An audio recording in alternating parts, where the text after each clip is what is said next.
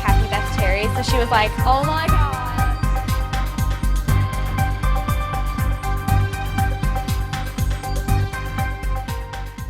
Gopescope here. Welcome to Space Engineers Weekly. This week in the Creator Spotlight, we have a shipbuilder who is also a bit of an architect. It's ljames. With a good eye for aesthetic continuity within a faction fleet, ljames has produced half a dozen larger vessels including frigates, destroyers, a really big carrier, and a colossal colony ship. He also calls this a heavy transport. He has made two other transports which are pretty cool in their own right. The Karuka-class light transport and the Karina-class medium transport. If you're looking for something a little less resource-intensive, he has made some really cool modless small ships as well. These also fit the overall aesthetic of the faction, which is of course great for immersion, and he has this really cool rig that the Alaris Interceptor Mark II can attach to called the Assist Mark II, which is an acronym for Alaris Starfighter Interplanetary Support Terminal. I love me some acronyms. And I love the look and function of this device. It has life support, extra storage, solar panels, and some extra thrusters. So you can take this with your light, agile fighter when you're traveling quite a distance from support ships or stations, and then you have this beautiful looking compact mini support attachment wherever you go. And if you find yourself in, say, Bat Country, you can just detach, dispatch, and relatch before continuing on your way. I want to quickly note that some of his ships do use mods, but they are used sparingly and most could be considered optional. He's been busy lately producing a cavalcade of cityscapes like the beautiful Imperial Center, a whopping 1 kilometer tall edifice that makes me hope that Keen Software optimizes this game so hard that I can play in a multiplayer world in which this thing exists. He also has some smaller but equally cool looking cityscape structures. My personal favorite is this awesome looking building that is weird in all the right ways. The Undercity block. As he states in his descriptions, these are hollow, so they're best used for set pieces. And really, these almost have to be hollow. They already push the limits of what the game and your computer can handle. I will say, though, that I'd love to see some of the smaller buildings like the Undercity block filled out on the inside and turned into a really cool deathmatch player arena. He also has a really cool ground vehicle, which is a sort of mobile base type rig that makes me want to see more ground vehicles from the mind and workshop of ljames. The flowers are still standing. So if you're looking for some epic ships or buildings, sexy small ships, or this sweet looking mobile base, check out ljames workshop. You can find a link in the description below. Oh, and he's built one hell of a... No, not yet. You have to wait to the end of the episode to see it. Is that some brine to set up a rhyme? Then it must be time for a crime. The crime of being buried beneath the shifting sands of the Steam Workshop. It's the shop's Closet Pick of the Week, the segment where I go to the desert and do my best to walk without rhythm as I quietly uncover a hidden obsidian gem. The Sol 3 Scarab Light Fighter by Lord Wraith. This aptly named atmospheric attack craft has one of the coolest looking shapes to it that I've ever seen. I mean, look at that. A wonderful example of art imitating nature, and it performs really well to boot. It has a ceiling of almost 9,000 meters, a great lift thrust to mass ratio, good acceleration and handling, and with its 4 Gatling guns and 8 rocket pods, it can pack a punch. Lord Wraith doesn't just toss the rocket launchers on there and call it a day, though. He has them set up with timers and a script so that you have the option to use what he calls volley fire. I tried to figure out what script he's using here, and I can't, which makes me wonder if he just made the script for this? Major hat tip if that's the case. If not, someone please tell me what script this is. I want to know. Those poor recon vehicles, they didn't stand a chance. Now that the Scarab is on fire, let's talk about its armor and survivability. It looks fragile, right? I can already hear the comments. There's nothing protecting the reactors or batteries or thrust, like one hit and you're toast, mon frere. Let's put that to the test in our first ever Destruction Montage!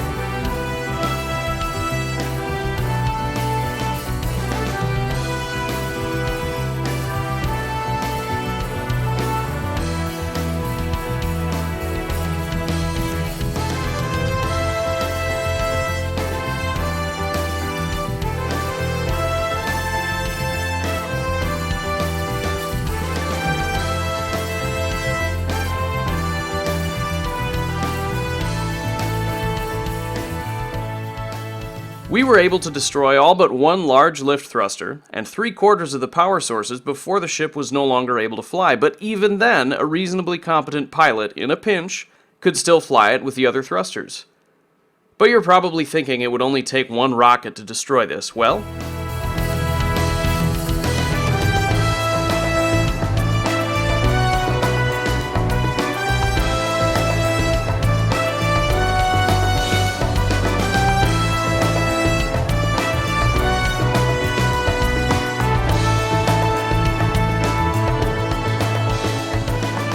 unless the one shot is super lucky and hit the cockpit straight on, it can still take a pounding. Your mom could take a pounding. So you see, the ship isn't lacking in survivability, it just goes about achieving it through redundancy of thrusters and power blocks rather than armor. The genius of focusing on redundancy over armor for this craft is that it can be lighter, faster, more maneuverable, have less of a profile, and it has the benefit of having a diversity of power sources. So a user has the option of running on batteries, which could be charged by solar panels, or reactors, or both. So if you want to stay out of the maw of Shai Hulud, I would highly recommend checking out the Sol 3 Scarab Light Fighter by Lord Wraith. You can find a link in the description below. And now for some news and viewer feedback. From Thomas Hundley. I hear they fixed pistons and stuff, but I think multiplayer is still far away. Mr. Hundley, I think you're right on one count. Functional multiplayer is still far away, but alas, no, they did not really fix pistons and rotors yet. At best, they've made some forward progress.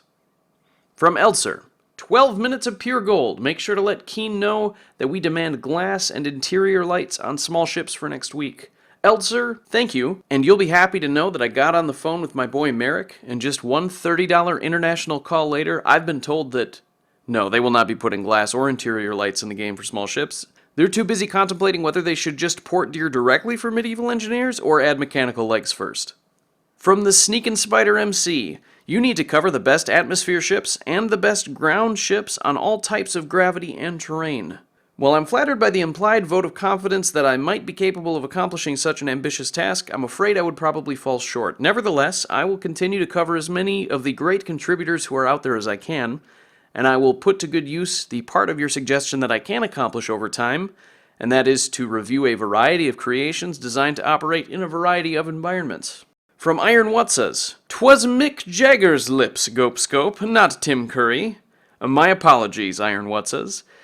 If it's any consolation, this isn't the first time I've confused Mick's lips for Tim's. And from Llama Coasters, have you considered covering what's in each weekly update and your thoughts on it? I'm considering it right now, Llama Coasters, and I think I would like to do something like that as long as there is something interesting to talk about each week. So this week we had another list of minor bug fixes and the implementation of a new, quote, realistic sound mode which can be toggled on and off. Also the previous week we had a little backdoor multiplayer improvement which seems to make multi-crew ships somewhat feasible now. But we still can't really use moving parts in creations intended for exploration. And I gotta tell you, the Gauntlet's warheads still blow up every other time I paste it into the world, so I would call this week's update mediocre. Thank you all for your thoughts and feedback. And now it's time to run the Gauntlet. And we have our first run for the Sol 3 Scarab. Pilot is lining up for that right now. This is also the first time we've had the Gauntlet on a planet's surface. We needed to bring it down here in order to give this atmospheric attack craft an opportunity to actually fly through it, because obviously it can't operate in the void of space. Kquangzu Yoshara was very busy with his crew bringing it down here. They've done a great job. And now let's watch as he's approaching the choppers. Decent speed here. Oh, and he's timing, very nicely timed, using his lift thrusters to generate some extra forward velocity there, firing rockets at that. Rotor failed to strike it but dodged it, did not dodge that one. Is he going to recover from it? He recovered from that. That was quite a spin. Did not recover from that, however, he did strike the wall, making it to wall 9. Very happy to report that our first pilot did survive, and we are right into the second run.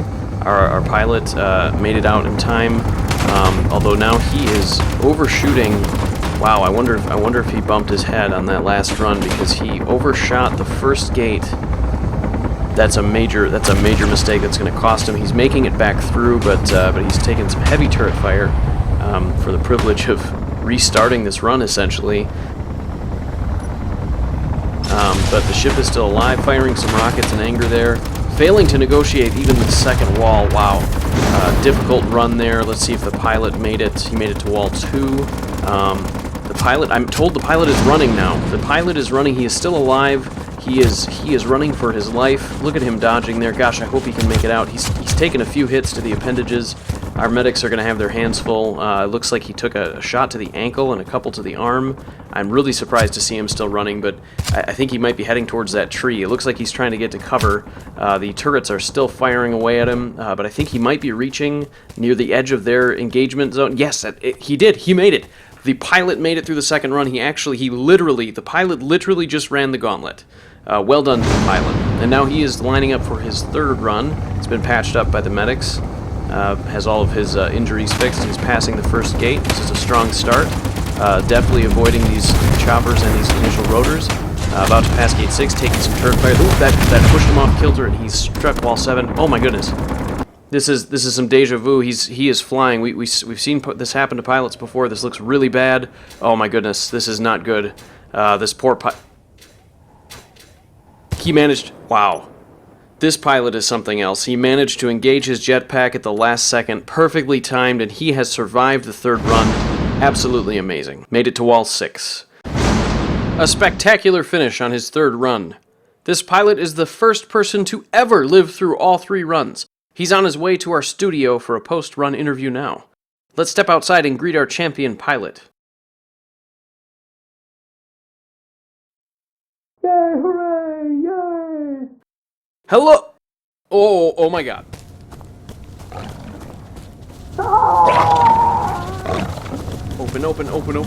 Open.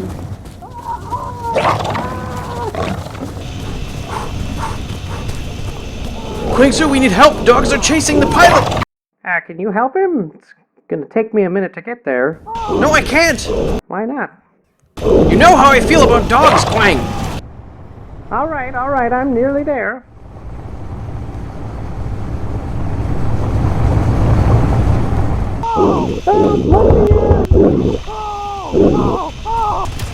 Gosh, this is a lot of dogs.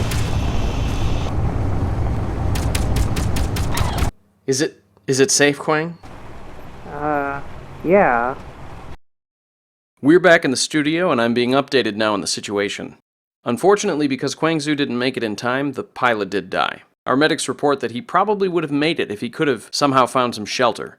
But instead he died from, quote, all the horrible dog bites. So once again, I'd like to offer a posthumous well done to our pilot, and really great work to Lord Wraith on the Sol 3 Scarab Light Fighter, coming in with a final score of 9 out of 10 on The Gauntlet. Just a quick note, the space and planet-side versions of the Gauntlet are now available on the Steam Workshop. To find a link to those, and all the other ships, collections, or creators seen in this video, check out the description below. I bet you thought I forgot, but I didn't.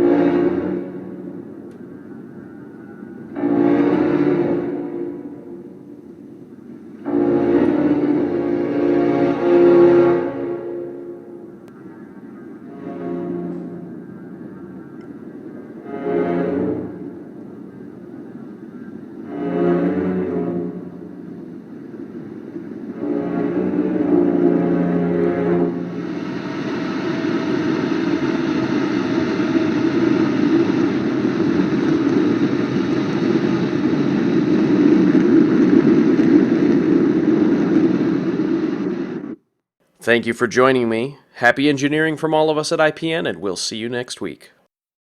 Want to help the show? Please send your suggestions for Creator Spotlight and Closet Pick of the Week. Also, please like, subscribe, and/or share this video if you want to see more. I can't tell you how much that helps.